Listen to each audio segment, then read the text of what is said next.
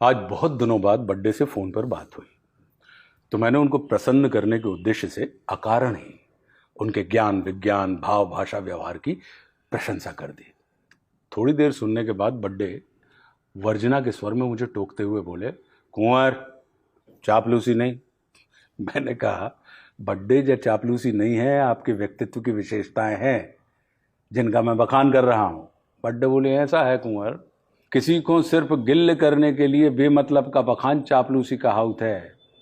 आदमी को जब किसी दूसरे आदमी से बिना पैसा दे अपनी मर्जी का कोई काम करवाना होता है ना, तो वो हनक के सामने वाले की प्रशंसा में जबरन अपनी जीभ तलुआ से मारन लगत है। इससे वो आदमी गिल्ल होके उसके सबरे काम फ्री में कर देता है। जीभ की इसी जादूगरी को चापलूसी कहा जाता है कुंवर। यह चापलूसी अंग्रेजन के जमाने से शुरू भई है। मैंने असहमति दर्शाते हुए कहा कि बड्डे, चापलूसी अंग्रेजों के जमाने से कैसी बातें कर रहे हो आप? बड्डे, आप जबरन अंग्रेजों की मूड पे छतर ना आए फोड़ रहे हो। अरे जा क्रिया तो अंग्रेजों के आवे के पहले से चालू होती भाई।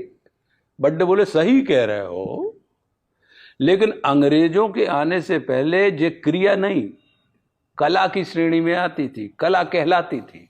तब इसको चापलूसी नहीं चाटुकारिता कहा जाता था। मैंने हंसते हुए कहा, लेकिन बात तो एक ही है बड्डे। बड्डे बोले, बिल्कुल नहीं है, दो ही एकदम अलग अलग हैं। जिस भी शब्द में कार जुड़ जाता है फिर वो कला की श्रेणी में आ जाता है। कार यानी बनाने वाला, जैसे कुंभकार, स्वर्णकार, कलाकार, पत्रकार, मैं सही चाटुकार। मतलब जो आदमी गधा को घोड़ा, चूहा को शेर, चिटिया को हाथी बनाने की कला में चंट होए, उसको चाटुकार कहा जाता है। चाटुकारिता तो अपने राजे महाराजों का शौक था कुंवर।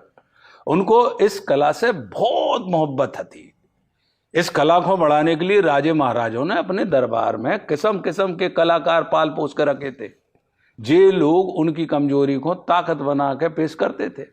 बिना कछु करे धने सब कछु बेई कर रहे हैं, ऐसी बातें सुनने में राजा साहब को बहुत मजा आता था। उनके हृदय में एकदम फुरफुरी सी उड़ जाती। राजा साहब ने भला ही एक चिरैया ने मारी हो, मानो जे लोग माने चाटुकार चौतरफा ऐसी बमचक मचाते थे कि राजा साहब को खुद ही लगने लगता था कि असल में बेई हैं जो पूरी धरती को अपनी मूड़ पर धरे हैं और जस दे रहे हैं शेषनाग भगवान को। भले ही राजा साहब ने युद्ध के मैदान में कबहू गलती से भी न ढूंका होए, मगर भाई साहब चाटुकार अपनी कला से उनके युद्ध का ऐसा वर्णन करते थे कि तख्ता पे बैठे ही बैठे राजा साहब को हाले मर जाती। अबे गर्जन लगाते कि हम पहली वाणी में बोलत नहीं, दूजी में नहीं करते रार, और तीजी वाणी में छोड़त नहीं, मां में ठूंस दे तलवार। कुल मिला के जे लोग राजा साहब के रफूगर होते, इनका काम होता था कि राजा साहब के मुंह से निकली भाई कोई भी ऊट पटांग बात को ये येन गेन प्रकारेण सही सिद्ध कर दे। मान लो राजा साहब ने निशाना साध के अंधाधुंध तीर चलाए और उनका एक भी तीर निशाने पर नहीं गला, तो चाटुकारों का काम होता था कि जहां जहां राजा साहब के मारे भाई तीर लगे हैं वे भां भां गोला बना दें और प्रजा में जब बात साबित कर दें कि राजा साहब ने हर तीर गोला के ठीक बीचों बीच सटीक निशाने पे मारा है और उनके जैसा तीरंदाज इस धरती पर दूसरा नहीं है। इससे राजा साहब गिल हो जाते और इन चाटुकारों को पद पैसा प्रतिष्ठा से माला माल कर देते। याद रखो, अच्छा चाटुकार सिर्फ गोलची नहीं डोलची भी होता है। राजा साहब की फुटबॉल अगर गोल में नहीं गई तो इनका काम होता था कि जहां फुटबॉल जा रही है वहां पे जो गोल पोस्ट रख दें। चाटुकारिता बहुत ऊंची कला है। इसको चापलूसी बना के अंग्रेजों ने इसका सत्यानाश कर दिया है कुंवर। आजकल आगे बढ़ने के लिए पीछे लौटना पड़ता है, इसलिए चापलूसी के चक्कर में तुम न पड़ो, क्योंकि वो फट से पकड़ में आ जाती है और आदमी बेइज्जती करता है, वो अलग से है। अगर तुम तरक्की करना चाहते हो तो चाटुकारिता सीखो, ये विशुद्ध देसी और प्राचीन कला है।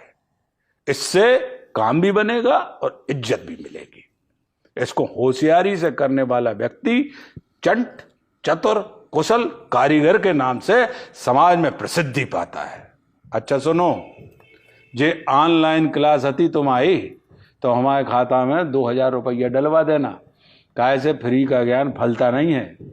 मैंने हंसते हुए कहा कि ठीक है बड्डे, आप अपना अकाउंट बताओ, हम अब भाई पैसा ट्रांसफर कर रहे हैं। बड्डे बोले आओ, हम अब वहीं भेज रहे तुम्हारे व्हाट्सएप पे। मैंने हंसते हुए कहा कि बड्डे, हम आप ही चाहते हैं, अब वहीं आपने बताई कि फ्री का ज्ञान फलता नहीं है, तो हमने आपसे बात करते करते अपना व्हाट्सएप अकाउंट डिलीट कर दिया है, क्योंकि उस पर फ्री का ज्ञान ही दिया जाता है। ये सुन के बड्डे जोर से हंसे और ठहाका लगाते हुए उन्होंने जय सिया राम कहा और फोन कट कर दिया।